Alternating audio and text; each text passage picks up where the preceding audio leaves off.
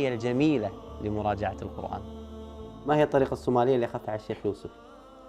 هو يقرأ آية وأنا أقرأ آية. يعني مثلا نقول: إن الذين كفروا سواء عليهم أأنذرتهم أم لم تنذرهم لا يؤمنون. ختم الله على قلوبهم وعلى سمعهم وعلى أبصارهم غشاوة ولهم عذاب عظيم. ومن الناس من يقول آمنا بالله وباليوم الآخر وما هم بمؤمنين.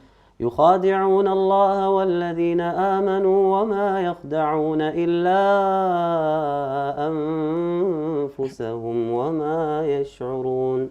في قلوبهم مرض فزادهم الله مرضا ولهم عذاب أليم بما كانوا يكذبون. ما شاء الله تبارك. هذه الطريقة ما شاء الله، والقرآن كامل بهذه الطريقة. القرآن كامل. ما سعد الحفاظ، ما سعد الحفاظ، ما سعد الحفاظ في الأزمان.